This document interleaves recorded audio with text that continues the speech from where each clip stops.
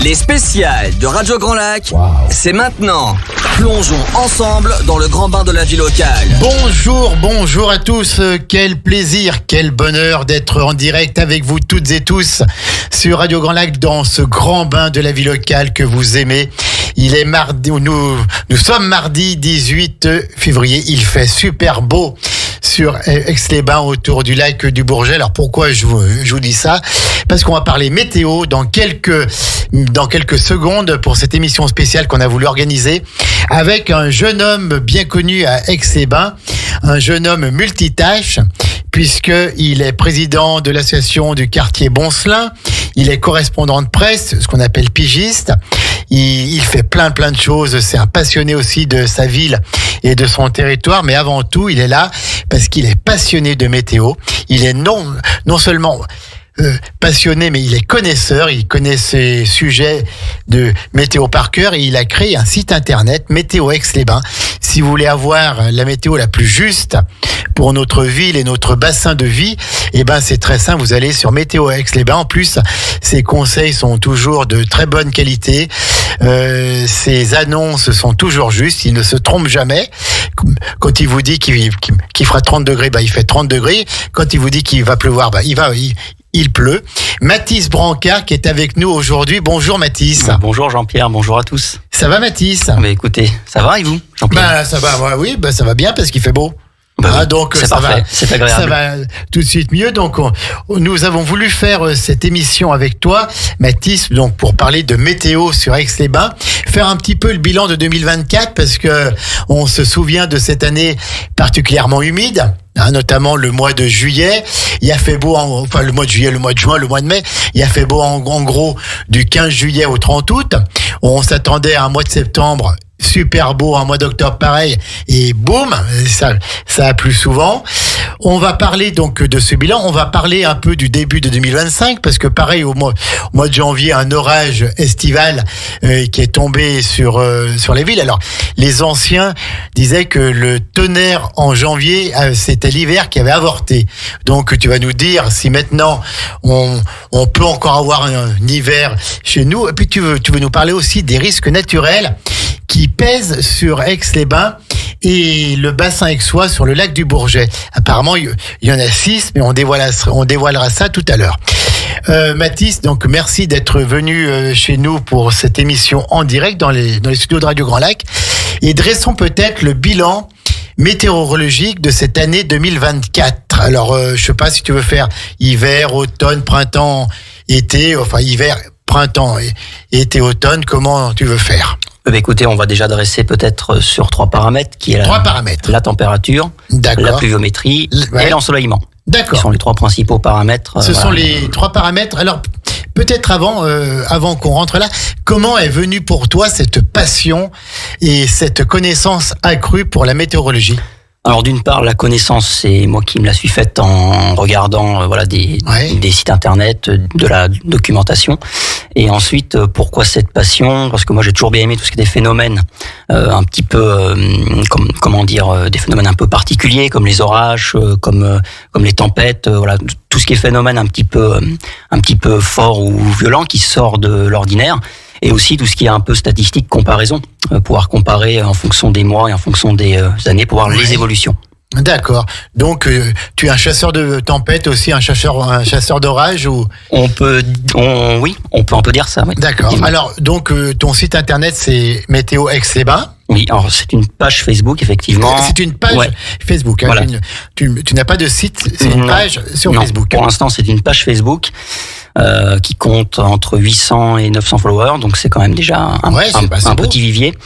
Donc et qui permet effectivement d'annoncer d'une part les événements qui vont arriver prochainement. Ça peut être une tempête, ça peut être un orage, ça peut être la neige, tout ça. Relayer les alertes météo aussi. Et puis aussi de parler un peu bilan et de faire des bilans mensuels. Oui, tout à fait. C'est par toujours saison hyper intéressant et annuellement. Voilà. Et parfois, c'est bien parce qu'on pense qu'il y a beaucoup plu, puis en fait, quand on lit ton bilan qui est scientifique, quoi, voilà, et ben on s'aperçoit que voilà, non. Et comment tu fais tes prévisions? Tu as tout ce qu'il faut, les pluviomètres, tu as tout ce qu'il faut, les ordinateurs pour les pressions atmosphériques et tout, ou c'est un simple baromètre? Alors, ce n'est pas qu'un simple baromètre, j'ai une petite station. C'est une grenouille peut-être, avec une petite échelle et quoi. Oui, ça. Pas forcément, non. Pas forcément. C'est plutôt, une petite station météo, certes, que j'ai chez moi, mais je me base aussi surtout sur des modèles météo qui sont en ligne. Donc, le modèle météo, c'est des simulations informatiques, donc pour la météo. Et donc, voilà, je me base plutôt là-dessus pour faire les prévisions. Et puis ensuite, pour faire tout ce qui est bilan et tout ça, on se base sur les données Météo France de la station météo qui est celle qui est au sud du lac. Oui, au Bourget. C'est ça, donc qui est à l'aéroport. Voilà, tout à fait. Et donc, je me base là-dessus. Et c'est là-dessus aussi qu'on peut faire les comparaisons, dire il y a plus, moins plus, il fait plus chaud, moins chaud, en fonction des moyenne. Est-ce que les connaissances dans ce monde de la météo évoluent? Est-ce qu'on arrive à être plus précis? Parce qu'on voit bien sur certains sites internet, on nous donne des prévisions à 12 jours, mais du jour au lendemain, ça peut complètement changer, quoi. On peut passer de 3 degrés à 10, il y a de la pluie, il y a de la neige, puis finalement, c'est le soleil. Alors, est-ce que ça progresse quand même, les prévisions et les connaissances dans le monde de la météo? Alors, oui. Alors, je vais dire oui et non. Alors oui, dans le sens où on a toujours des moyens informatiques plus performants, des simulateurs, tout ça plus performants pour faire des modèles et des calculs. Mais on a aussi un climat, un temps qui change. Donc c'est aussi plus difficile donc pour les météorologues de s'adapter, de prendre en compte les réalités climatiques et même les réalités aussi de terrain. Parce que localement, on a des différences plus ou moins marquées, alors que les modèles restent souvent assez globaux. Et donc, il faut quand même une certaine expertise locale pour pouvoir s'adapter à la météo localement. Par rapport aux montagnes qui évoluent, peuvent influencer. Qui jouent un jeu. C'est vrai que quand on était jeune, alors toi, tu es beaucoup plus jeune que nous, mais quand on était jeune, on avait quand même des plus longues périodes. Maintenant, il peut faire très beau une semaine, puis ensuite on a 3 jours à 12 degrés en plein mois d'août, et puis ça remonte à 30 en plein hiver.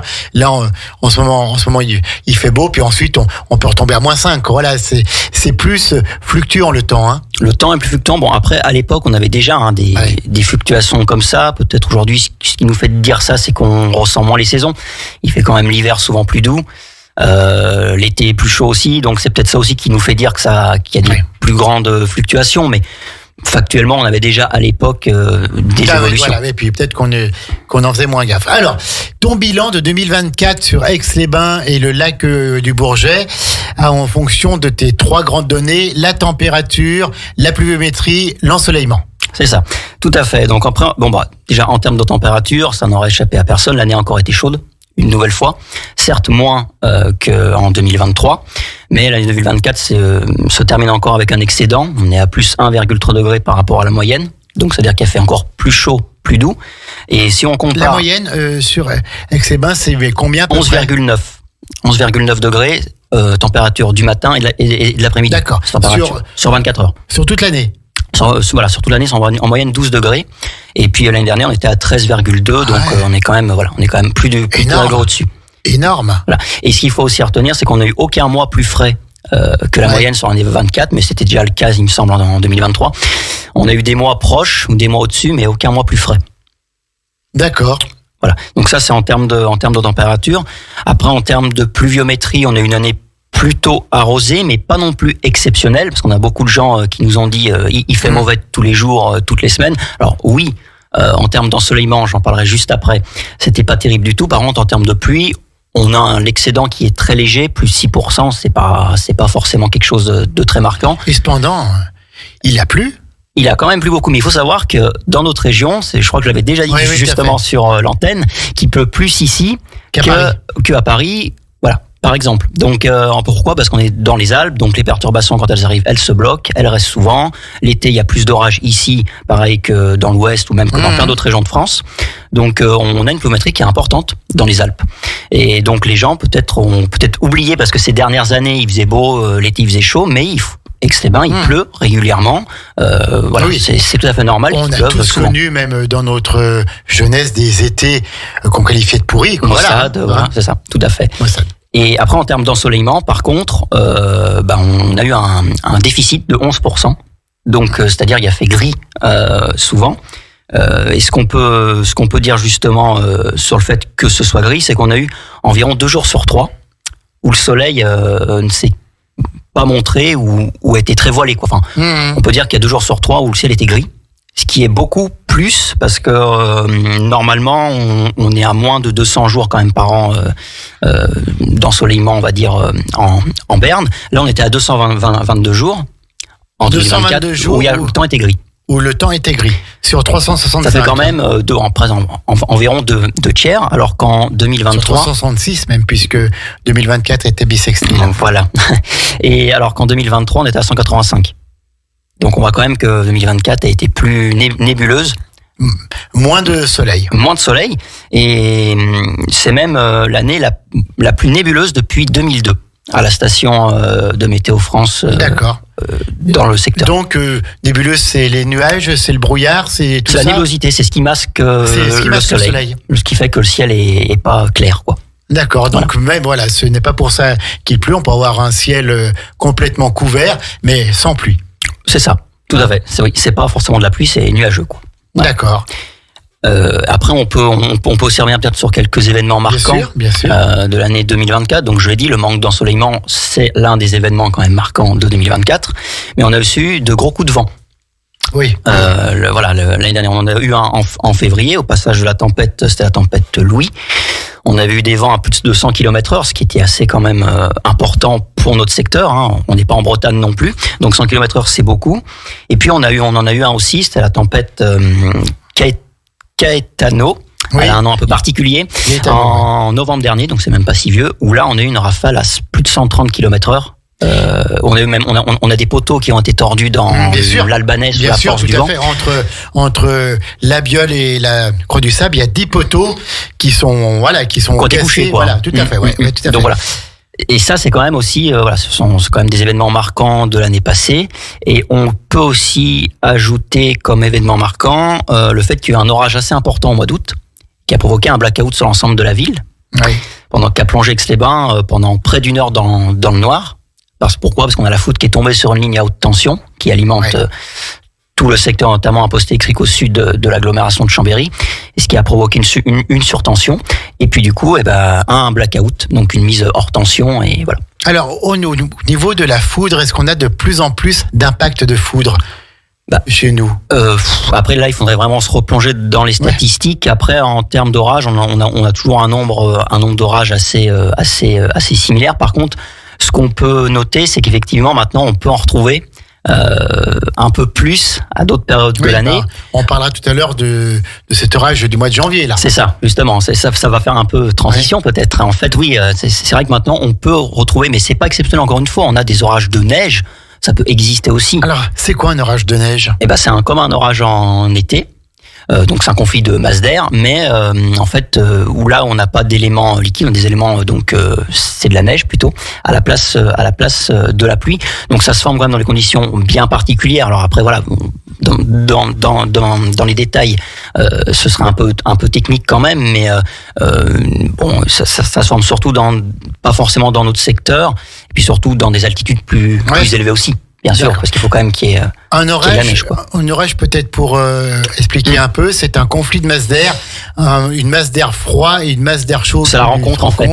Ça fait de l'électricité entre eux, quoi. C'est ça. Voilà. On a plusieurs types d'orages. On a les orages orographiques qu'on va rencontrer un peu ici dans notre vallée par soulèvement en fait de l'air chaud dans la vallée qui va rencontrer l'air frais plus haut en altitude, puis avec l'effet des montagnes, donc ce qu'on appelle l'effet orographique. Et puis on a après les orages aussi, on va dire ce qu'on va appeler une sorte de balayage, une dégradation, donc c'est-à-dire un front froid qui va arriver sur encore chaud, une dégradation classique qu'on a souvent l'été, qui vient de l'ouest et qui traverse tout notre secteur, quoi. Oui, tout à fait. Donc c'est un peu c'est les deux principaux types d'orages. Il y en aurait peut-être d'autres, mais factuellement, c'est ceux-là qui existent surtout ici. Les orages en été, c'est soit ils viennent de l'ouest, c'est soit ils viennent un peu de Culose, ils prennent le lac, ils descendent sur Aix, soit ils arrivent aussi de la Cluse de Chambéry, et là, c'est pas bon non plus, quoi. Généralement, voilà, c'est pas bon. De toute façon, d'où qu'ils arrivent, faut quand même se méfier, que ce soit du nord, de l'ouest ou qui remontent par la Cluse chambérienne. Voilà. Donc oui, effectivement, un orage se définit aussi, se caractérise par le fait qu'il est dangereux en un point donné. Donc d'une part, c'est difficile de l'anticiper et de le prévoir, parce qu'il peut être violent même au-dessus d'un quartier d'Aix et pas forcément ailleurs. Oui, tout à fait. Donc ça, c'est difficile aussi dans le cadre de l'élaboration de prévisions et même de vigilance. C'est pour ça que souvent on place en vigilance plusieurs départements. Oui, voilà, parce qu'on ne sait pas où il va taper. On sait qu'il y a un risque, parce qu'on sait qu'au niveau des simulations, on sait qu'il y a toute une zone donnée qui est visée. Pour autant, après, on a toujours des surprises et les orages resteront des phénomènes surprenants localement. Localement. Je voulais parler aussi un petit peu du vent. Parce que maintenant, on s'aperçoit bien, depuis quelques années, il y a toujours de l'air. Il y a toujours du vent, même encore ce matin, il y a un petit air. Et en fait, il y a toujours, même en plein été, sauf les périodes de canicule, il y a toujours de l'air, il y a toujours un petit vent. Et puis maintenant, oui, voilà, dès qu'il y a un petit peu de pluie, il y a le vent qui arrive avec. On a plus de vent qu'avant. Alors, c'est joli, tiens, ça. Oui, il y a plus de vent qu'avant. Alors, il n'y a pas de montagne qui s'est écroulée tout à fait. Pour autant. Voilà. Mais on a l'impression que le couloir, il y a quelqu'un qui a ouvert une porte. Alors, déjà, Aix-les-Bains est exposé, et puis le lac du Bourget, de par sa configuration, est exposé dans un couloir nord-sud, ce qui fait qu'essentiellement le vent qu'on a sur Aix-les-Bains durant l'année, c'est un vent souvent qui est de secteur nord. Alors après, moi j'avais effectivement regardé les statistiques depuis les années 70-80, depuis qu'on a les données à la station de Météo France, on n'a pas plus d'épisodes venteux qu'avant. Donc après voilà, c'est peut-être aussi un ressenti, c'est peut-être un ensemble de paramètres, mais on n'est pas non plus sur quelque chose qui est vraiment marquant statistiquement. D'accord, mais toujours un petit peu d'air quand même, il y a toujours une circulation d'air. Oui, c'est ce que j'expliquais, c'est le fait aussi qu'on soit dans une sorte de vallée, une sorte de couloir, ce qui fait que ça favorise effectivement la prise au vent aussi entre les montagnes, avec le lac. C'est ce que je disais, on a souvent un vent de secteur nord. Extrêmement, c'est peut-être pour ça aussi qu'on le perçoit un peu plus, dans le sens du lac. Parce qu'il est souvent un peu plus frais aussi et un peu plus sensible. D'accord.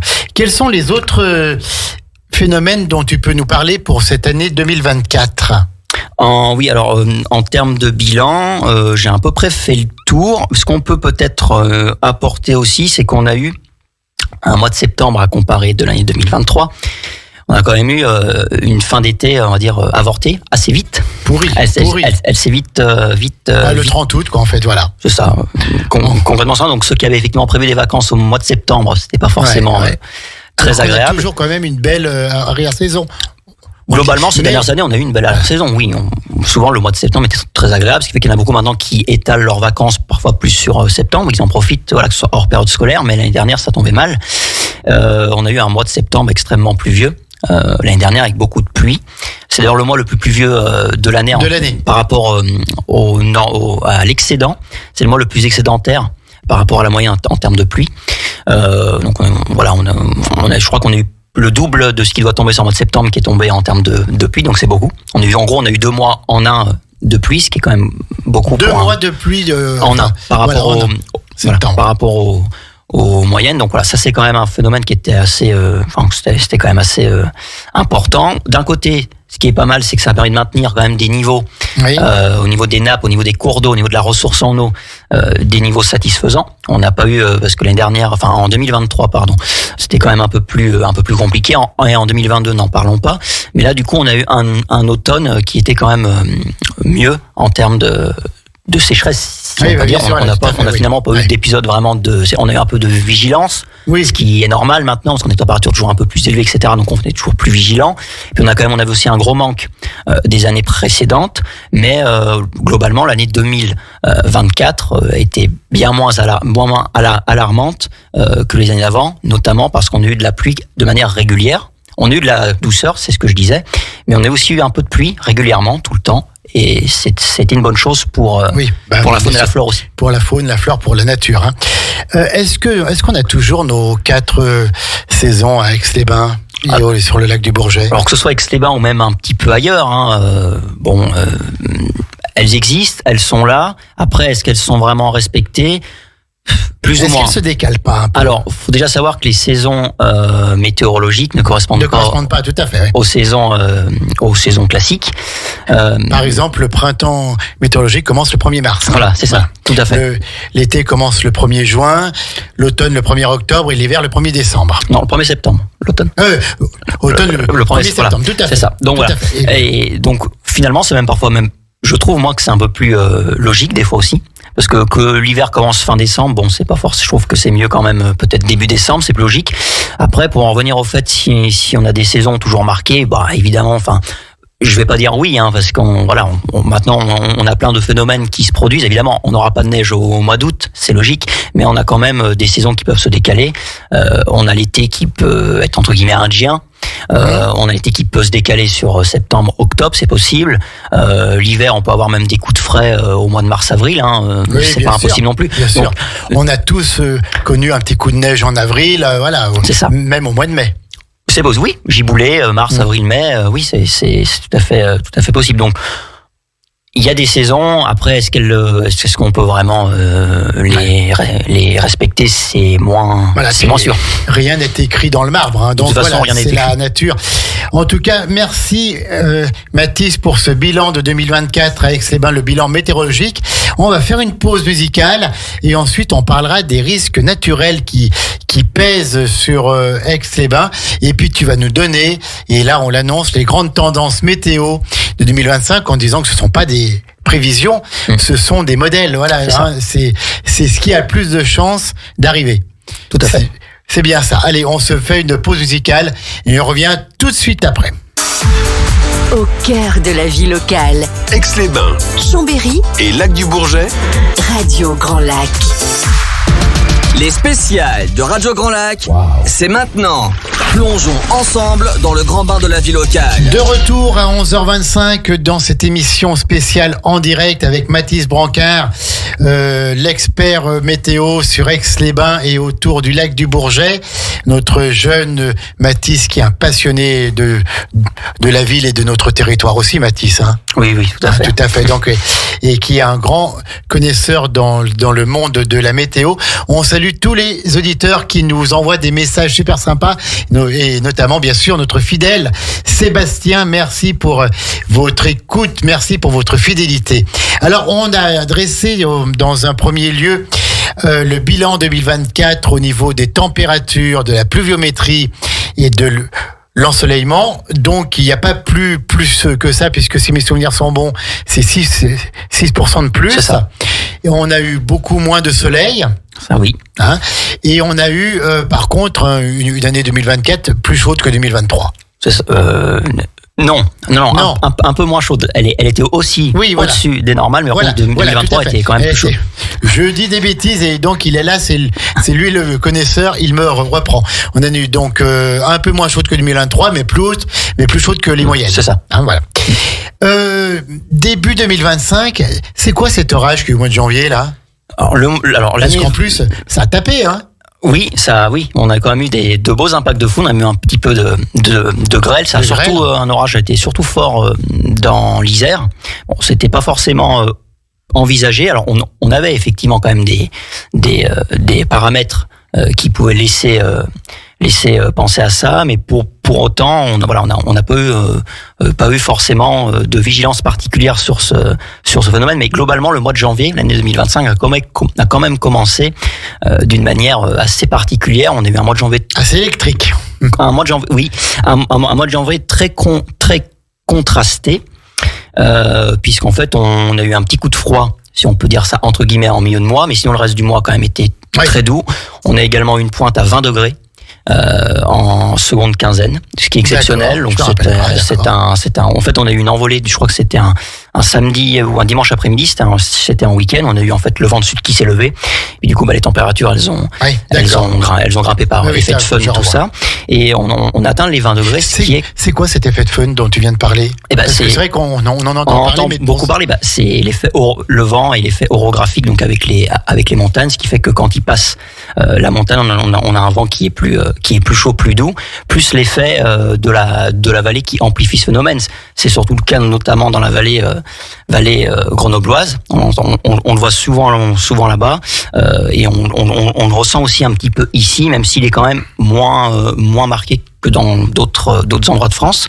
Et donc on a eu du coup ce record de douceur, mais on a aussi eu effectivement un orage en plein mois de janvier. Alors c'est exceptionnel, oui et non. C'est pas. Ça arrive. Hein. Ça peut arriver. Ça peut arriver. On va pas dire que ça arrive souvent, mais ça peut arriver. C'est pas exceptionnel. Ce qui est exceptionnel, c'est le fait quand même qu'il soit assez virulent. En fait, c'est comme un orage finalement d'été. Hein. On a eu surtout en Isère quand même des précipitations assez remarquables, hein, comme un orage estival. Mais en fait, comment il s'est formé? Les orages se forment souvent quand on a une différence de température entre la température du sol et la température en altitude. Altitude, c'est à peu près combien? C'est dans les différentes couches de l'atmosphère. Hein, voilà, c'est en fonction des différentes strates. Et en fait, plus on a des différences marquées entre les couches et entre l'atmosphère et le sol, plus l'instabilité va être élevée. En fait, c'est des conflits de température, donc ça va donner naissance effectivement à ces orages. Et vu que là on avait de la douceur et puis un front plus froid un front froid même tout court, qui est arrivé, le conflit des deux a donné naissance à ces cellules orageuses qui ont quand même apporté, comme on l'a déjà dit, de nombreux impacts de foudre. On les a bien entendus. Ouais. Et puis surtout quand même 60 mm de pluie en quelques heures, ce qui est quand même ce qui équivaut environ à 3 semaines de pluie en quelques heures. En seulement quelques heures, entre peut-être 19-20 heures et puis la nuit suivante, quoi. Donc c'est quand même beaucoup. Donc en fait, on a eu un mois de février assez agité au niveau de la janvier. Ouais. Assez agité au niveau de la météo. Février le sera un peu moins. Oui. Parce que finalement là on a un temps un peu plus calme, il sera sans doute plus sec aussi. Bien plus sec que janvier, puisque là on a une période de temps calme, par exemple cette semaine. Qui va durer jusqu'à quand? Alors jusqu'à hier c'était encore calme jusqu'au week-end. Là le week-end on pourra peut-être déjà avoir un petit changement et ça pourrait rechanger avec le retour d'un flux plus perturbé, humide et peut-être un peu plus frais aussi la semaine prochaine. Pourquoi tu nous dis ça, Mathis? Parce qu'il faut du beau temps et du mauvais temps. Aussi. Oui, mais t'as pas le droit de nous dire ça. Si. D'accord. Et donc, alors, ce début d'année 2025, on parlera peut-être des risques plus tard. On va faire un petit peu 2025, donc va se continuer comment? Est-ce qu'on a déjà les modèles par rapport à ce qui peut se passer, tout ça? Alors, on a effectivement des modèles, on a même une moyenne, si je peux dire, ou plutôt un ensemble de modèles qui vont nous donner des grandes tendances. Alors les modèles, c'est quoi? Ce que j'ai dit tout à l'heure, c'est des simulations informatiques de l'atmosphère, donc des conditions météo qui vont en découler. Et quand on regarde l'ensemble des modèles pour les prochains mois, il indique quoi? Il indique qu'on aura toujours de la douceur.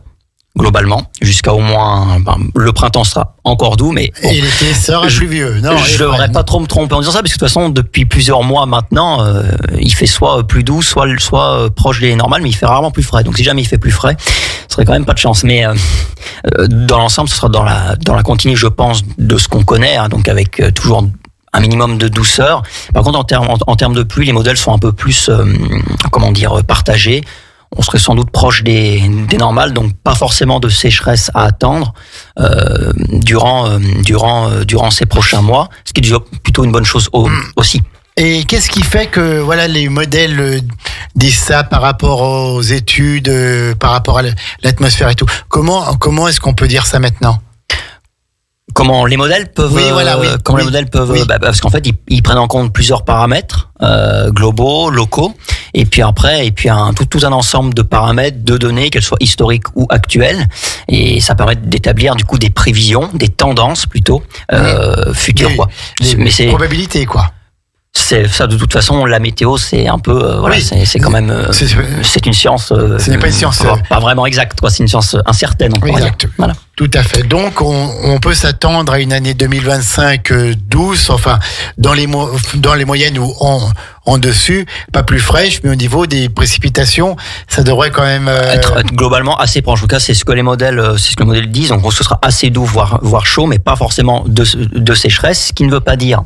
Oui. D'une part, qu'on n'aura pas d'épisodes pluvieux orageux, parce qu'en fait, il peut très bien faire sec pendant deux semaines, et puis d'un coup, on va avoir un gros épisode pluvieux, et finalement, ça va tellement pleuvoir qu'on va rattraper les 2 semaines qu'on avait de temps sec, ce qui fait que quand on lisse tout, C'est pour ça que les gens disent il fait beau. C'est important ce que tu dis là. Etc. Voilà, il faut quand même toujours lisser, voire plus large, et pas juste regarder sur une semaine. C'est au mois, c'est à l'année, c'est au trimestre, c'est à la saison.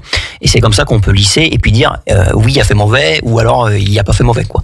D'une part ça, et d'autre part aussi, c'est pas parce qu'il fait doux qu'on n'aura pas, qu'on ne peut ne pas avoir des gelées tardives. Oui, tout à fait. Ouais. Ou voilà des. Tant que les seins de glace ne sont pas passés. C'est ça. Alors ça c'est pareil. Hein, c'est entre guillemets une sorte de dicton. Voilà, c'est. Oui, mais ça marche quand même. Ça marche. Alors ces dernières années, ça s'est plus ou moins quand même vérifié. Mais oui, ça fait partie aussi effectivement des traditions. Tout à fait. Et alors, de toute façon, on verra bien, puis on se reverra en début d'année 2026 pour faire le bilan 2025. On aura le podcast de cette émission.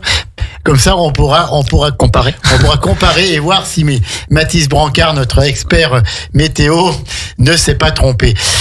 Quels sont les risques naturels auxquels notre ville, notre territoire sont exposés? Oui, alors déjà, je pense que c'est peut-être bien de définir ce que c'est qu'un risque. Tout à fait. Naturel. Exactement.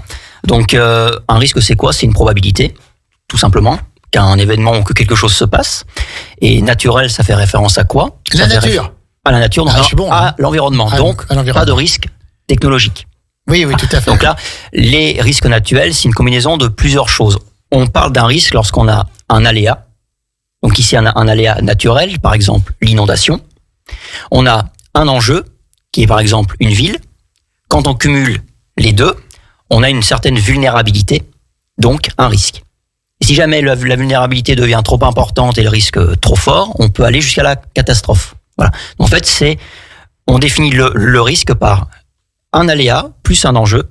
Il y a une vulnérabilité et il y a potentiellement une catastrophe. D'accord. Ça, c'est le risque, comment on définit le risque naturel. D'accord, écoute, on en aura appris, je ne savais pas du tout. Donc la catastrophe, après, ça pourrait être un ouragan, un typhon, tout ça, c'est les catastrophes. Enfin, c'est les risques naturels qui sont vraiment extrêmes, quoi. Voilà, c'est ce qu'on appelle une catastrophe naturelle. Il y a un arrêté qui est pris. Oui, ça peut même être un super orage. Ça peut être un orage qui inonde, comme 1992, par exemple. Mais on pourra revenir quand on arrivera au risque inondation. Voilà, ça peut être ça peut être une secousse, même un petit tremblement de terre. Ça peut être aussi une tempête. Donc voilà, il y a plusieurs effectivement éléments possibles. Alors, on t'écoute sur ce risque naturel qui pèse sur Aix-les-Bains et notre territoire Grand Lac. Alors, on a 6 risques naturels identifiés sur le territoire. Alors, identifiés par qui? Pas par moi. Identifiés par le ministère via le site internet Géorisque, qui est donc le site de référence sur ces sujets. On retrouve dessus les informations à connaître, aussi les règles, tout ça, puis aussi tous les arrêtés de catastrophe qui ont pu être pris ces dernières décennies. Donc on a 6 risques naturels qui sont identifiés sur le territoire d'Aix-les-Bains. On a l'inondation, on a le séisme, on a les mouvements de terrain, le retrait-gonflement des argiles, donc on est avec le sol, même un risque feu de forêt, c'est assez nouveau, bien sûr. Et un risque radon aussi. Donc voilà, c'est quoi le radon? Le radon, c'est un gaz, mais on le détaillera juste après. Je te laisse faire, c'est toi le maître, voilà. Vas-y. Donc on a premier risque, et pas des moindres quand même sur Aix-les-Bains. D'ailleurs, c'est celui quand même qui est le plus important sur Aix, puisqu'en fait sur les 11 derniers arrêtés de catastrophe naturelle, on en a 9 qui l'ont concerné. C'est inondation, et parfois on dit même inondation, coulée de boue, voilà. Enfin, c'est tout ce qui est en lien avec l'eau et les phénomènes de ruissellement, les phénomènes de crue.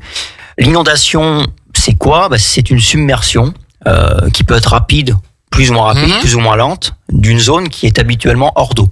Donc on peut parler aussi dans les ruisseaux des phénomènes de crue, donc c'est les élévations du niveau de l'eau. On a le lit mineur, le lit majeur, on a différentes strates dans les cours d'eau, et lorsque ça dépasse une zone qui n'est pas habituellement inondée, on parle d'inondation, ce qui est assez logique.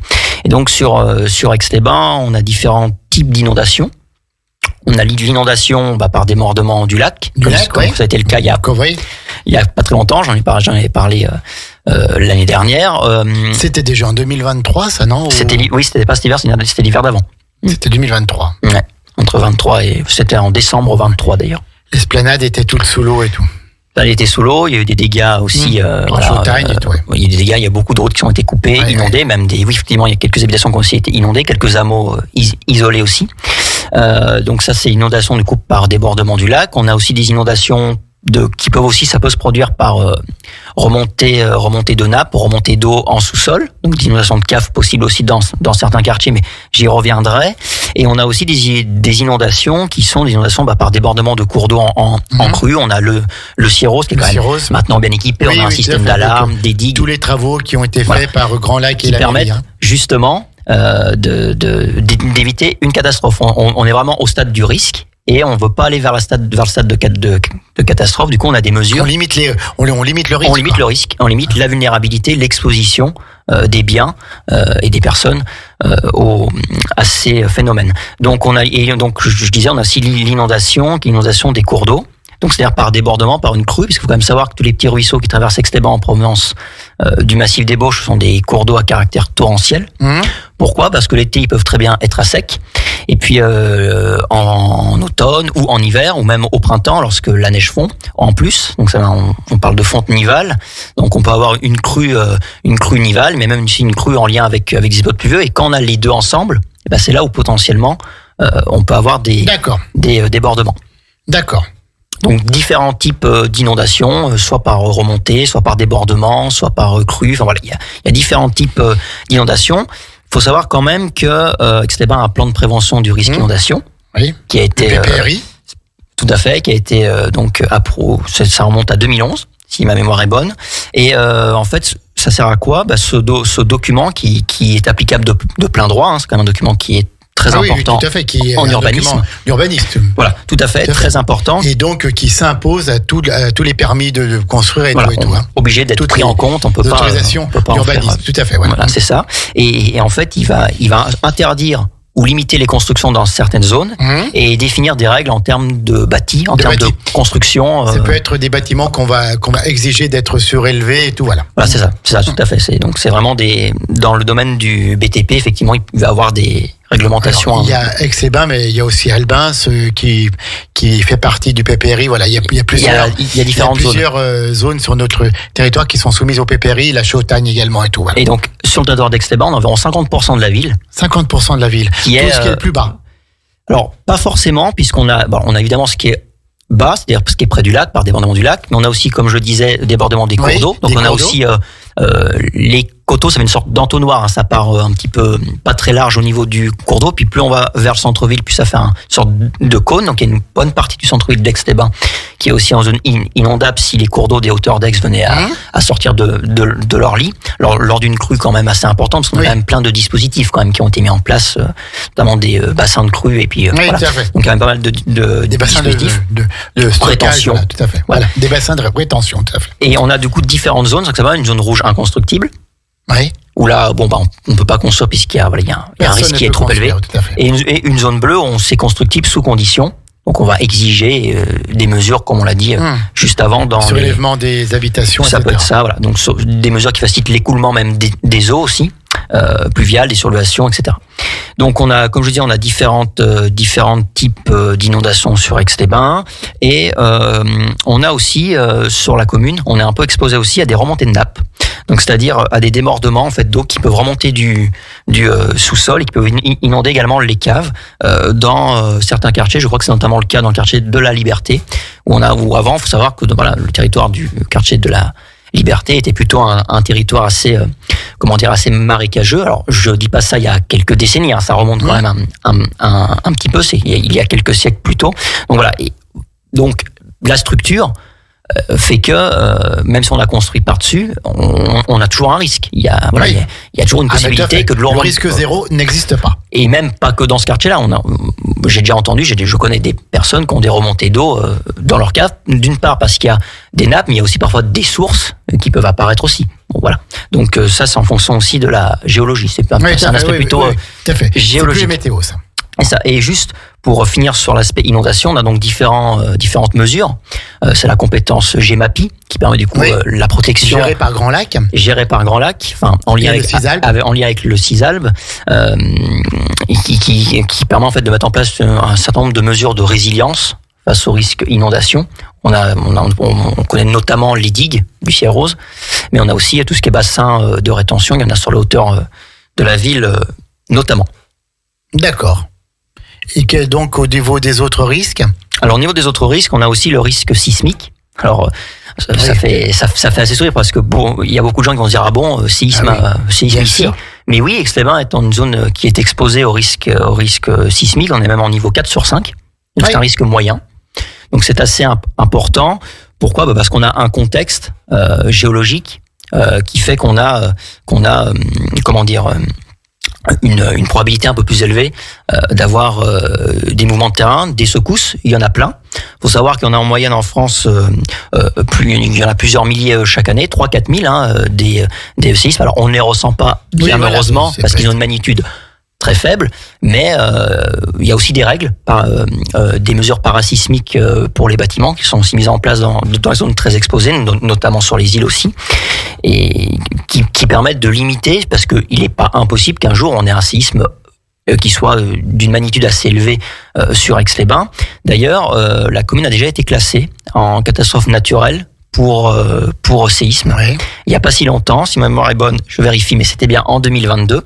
Alors ça ne veut pas dire que la ville s'est écroulée, mais ça veut dire que potentiellement il y a eu un séisme assez fort pour qu'il y ait des dégradations sur les bâtiments. Oui. Si on a quelques petites fissures, mais une cheminée qui tombe, on sait qu'en termes de dégâts, en termes de coûts, ça peut être important en réparation. Donc on préfère demander une mesure de catastrophe, de reconnaissance en catastrophe naturelle. Donc ça c'est le risque sismique, donc qui concerne aussi la ville d'Aix-les-Bains. On a aussi un petit risque, c'est moins important, un risque de mouvement de terrain parce qu'on a quelques cavités sur Aix-les-Bains, quelques gouffres, notamment à proximité du quartier des anciens thermes. Et des thermes chevalets, on a quelques grottes, quelques gouffres, donc potentiellement il y a des risques un peu plus importants que le terrain bouge ou qu'il y ait des petits affaissements. Des affaissements. Voilà. Donc on a aussi quelques cavités qui sont recensées sur la ville, donc on a un petit risque mouvement de terrain, mais qui concerne pas non plus une grande partie de la commune. Et on a également un autre risque qui est le risque retrait gonflement des argiles. Dis donc, c'est quoi cette chose? C'est du coup souvent, alors ça se passe souvent en lien avec les sécheresses. On en entend beaucoup parler. Ça a concerné pas mal de régions en France. On a les maisons, les maisons qui fissurent, qui se lézardent un peu. C'est comme ça qu'on a entendu parler. En fait, pourquoi? En fait, c'est les sols certains sols, enfin même beaucoup de sols concernent de l'argile et qui vont gonfler en présence d'eau. Et qui vont se tasser, se rétracter en saison sèche. Donc le sol, la structure de sol va bouger. Donc ce qui est au-dessus va bouger aussi. Va bouger aussi. Suivre le sol. C'est ça. Donc ces mouvements en fait de gonflement et de rétractation peuvent endommager les bâtiments, les infrastructures qui sont dessus. C'est pour ça qu'il y a un risque identifié pour permettre, si jamais il y a une année où c'est vraiment où le risque est vraiment fort, de pouvoir classer la commune en état de catastrophe et pouvoir derrière pour les assurances que les démarches soient simplifiées. Avoir les indemnisations. Voilà. Et il faut savoir aussi qu'avec le changement climatique, ce risque est aggravé comme d'autres risques. Ça s'amplifie. Voilà. Donc, alors. Oui, d'accord, oui, donc il faut quand même faire attention à tout ça. Il y a d'autres risques ou pas? Parce que j'avais une question à te poser là. Alors, il reste... il me semblait, j'avais compté, on n'était pas 6. Oui, il doit rester 2 risques, je crois. Vas-y. Mais très petit et très rapide aussi, on a le risque feu de forêt qui est assez nouveau sur Aix-les-Bains, donc la commune est concernée. La forêt de Corsuet, quoi. Alors tout à fait, c'est ça. Donc on a en fait un périmètre qui est vraiment très infime. Alors je sais pas pourquoi, mais on a un tout petit bout sur Aix-les-Bains de la forêt et après un bout plus important sur la Chambotte. Alors je sais pas pourquoi il y aurait une partie de la forêt de Corsuet qui serait moins exposée que l'autre, parce que si le feu part d'un endroit, je pense qu'il peut quand même assez facilement ravager toute la forêt. Mais après ça c'est des questions de de découpage, hein, une nouvelle fois. Mais en fait, bon là ça concerne pas parce qu'il n'y a pas d'habitation, mais s'il y aurait des habitations dans ce secteur-là, il conviendrait de débroussailler ce qu'on entend d'entretenir les terrains, les abords. Donc on a un petit bout effectivement sur la forêt de Coursuet. Et le dernier risque, qui est le risque qu'on a abordé en premier. Quel suspense il fait. Le risque radon. Oui, voilà. Donc qui est un gaz naturel radioactif qui est présent dans le sol et qui peut se stocker dans les bâtiments.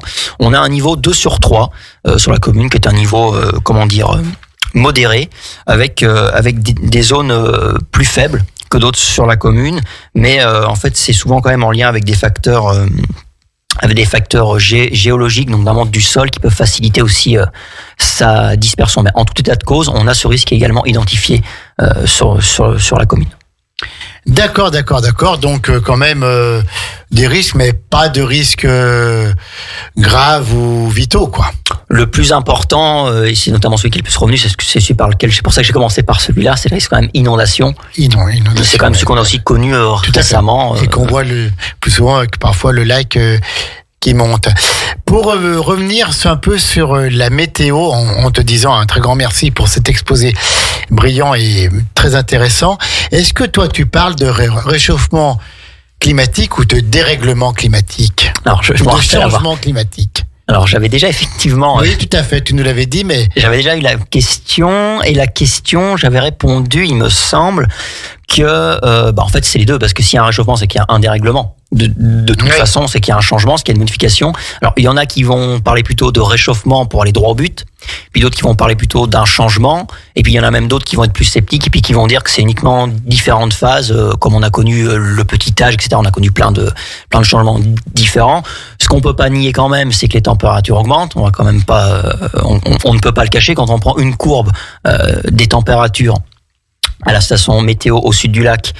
On voit bien que dans les années 70-80, on était à des moyennes annuelles qui étaient plus basses que celles qu'on connaît. Alors c'était pas non plus transcendant. Et quand on prend une courbe et qu'on la regarde dans l'ensemble, même si ça fluctue, on pourrait tracer une tendance globale qui est quand même plutôt à la hausse.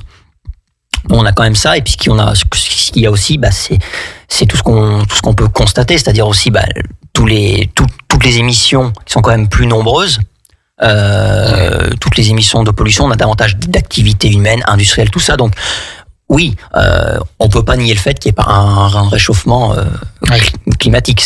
Tout à fait, voilà, c'est assez sûr. On ne peut pas le nier. Hein, c'est ça, on peut le nier. Après, les gens ça peut être plus ou moins discutable sur les causes, mais voilà, le fait quand même là. Le fait est là. C'est ça. Merci Mathis Brancard pour cette émission, pour toutes les données que tu nous as apportées sur la météo. On rappelle ta page Facebook. Oui, Météo Aix-les-Bains. Tout simplement. Et donc il faut la liker et on voit donc tes annonces dans notre fil d'actualité. Tout à fait. Puis on peut aller la visiter. Par exemple, quelle est la dernière information que tu as donnée sur cette page? C'est une bonne question. Si, c'était justement qu'il y avait une émission de radio. Exactement. Donc c'est intéressant. Mais c'est vrai que dès qu'il y a des phénomènes un peu puissants, tu nous les annonces. Attention. Et selon mes disponibilités, mais en général, quand il y a ces événements, j'essaie de me rendre disponible. Je fais un suivi aussi. Ça veut dire que si jamais je vois la dégradation arriver, je peux dire d'ici dans l'heure prochaine, il y a un risque que ces mains soient concernées par un orage, quoi. Voilà. Et en tout cas, il nous reste à te dire un très très grand merci pour cette passion. Tu es l'homme météo indispensable à Aix-les-Bains, et puis bien sûr sur le territoire Grand Lac, mais à Aix-les-Bains, on rappelle que tu es le président aussi de l'association du quartier Boncelin, et donc voilà, tu fais un travail remarquable auprès de tous les riverains de ce joli quartier sur les hauteurs, hein. C'est ça, oui, en fait, c'est toutes les hauteurs, c'est de Saint-Paul jusqu'au Tir-au-Pigeon, mais on embrasse même d'autres quartiers, puisqu'il y a des gens... On embrasse tout le monde ici, non. On embrasse... En fait, on va même un peu plus loin que le quartier, puisqu'il y a des gens qui peuvent être intéressés par la thématique qu'on traite et qui ne les retrouvent pas forcément dans leur quartier. Donc, on concerne des gens qui sont toujours plus loin que le quartier. Très constructif et très ouvert à toutes les idées. À toutes les bonnes idées, parce que voilà, il y a qu'à Faucon, c'est facile, mais toi, tu es un petit peu en dessus de ça. Mathis Brancard, Météo Aix-les-Bains, c'est une page sur Facebook, sur Insta, non, sur les autres. Pour l'instant, non. Mais peut-être que ça, voilà. Après, bon, évidemment, je suis quand même seul à l'alimenter, donc ça demande quand même un certain suivi. C'est une passion, donc c'est en plus de ton travail. C'est ça, en plus du travail et des autres activités. À midi 5, à peu près, ce sera votre rendez-vous avec l'anglais, avec Klaus et Your English Workshop, notre partenariat avec Shined, qui est prolongé encore pour cette année 2025. Et donc, Klaus sera là pour parler anglais pendant une vingtaine de minutes avec son invité. À 17h, je vous retrouverai pour 1h1 commune avec la mode Servolex. Et puis à 19h30, votre rendez-vous hebdomadaire incontournable pour les fans de ciné, la 16/9e avec Kevin, Guillaume et Vincent. Merci Mathis en tout cas pour être venu. Merci Jean-Pierre. Tu sais que les studios te sont ouverts quand tu le souhaites, mais voilà, on aime bien ce petit rendez-vous une fois par an, et s'il faut que tu reviennes avant l'année 2026, il n'y a pas de souci, on t'ouvrira nos ondes comme tu le mérites. Ce sera avec plaisir. Merci Mathis, et donc bon appétit à celles et ceux qui passent à table, et à très bientôt Mathis. Bon appétit, oui, à bientôt.